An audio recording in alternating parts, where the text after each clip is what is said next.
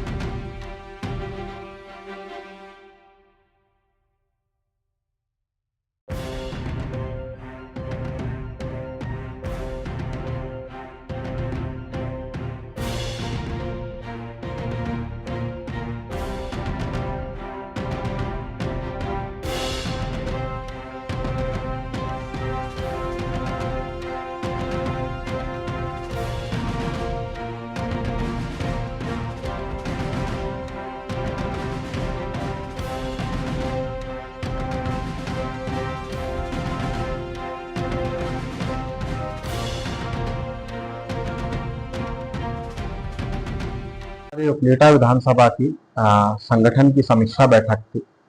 किस प्रकार से 2027 के चुनाव में जो है संगठन को और ज्यादा मजबूत किया जा सकता है, हर बूथ लेवल पर किस तरीके से संगठन को ले जाया जा सकता है, उसी विषय में आज जो है हमने अपने संगठन के सभी पदाधिकारियों के साथ बैठक की है।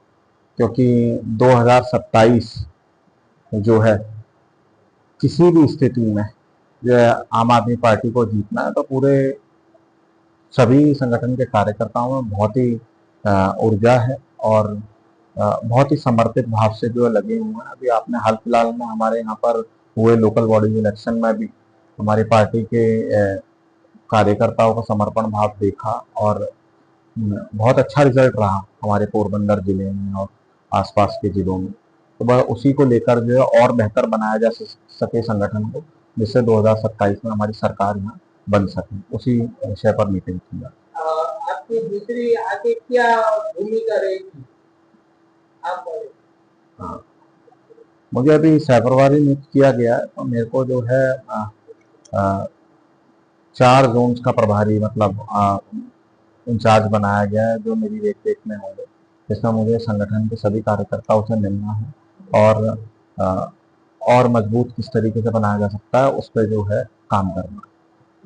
जी नमस्कार। आज उपलेटा विधानसभा में आम आदमी पार्टी जे मिशन 2027 अंतर्गत जे तैयारीओ करी छे ते बाबतनी एक महत्वनी मीटिंग अमारा माननीय सहप्रभारी गौरव शर्मा जी ની અધ્યક્ષતામાં યોજવામાં આવી હતી।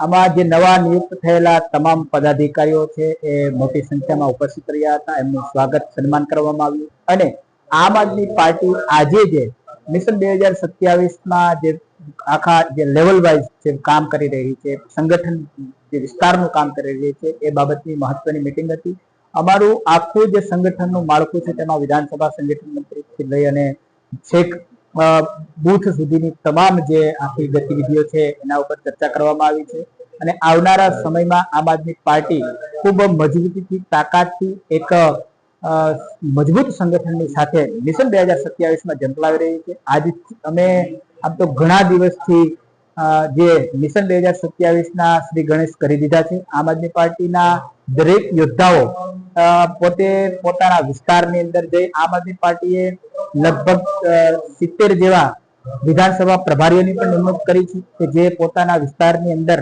વિધાનસભા વાઇઝ મહેનત કરી રહ્યા છે અને ખૂબ મજબૂતી સંગઠન આગળ વધારી રહ્યા છે. ત્યારે આજે ઉપલેટા ખાતે એ સંગઠન વિસ્તાર માટેની મીટિંગ મળેલી હતી અને એમાં મોટી સંખ્યામાં લોકો મળેલા.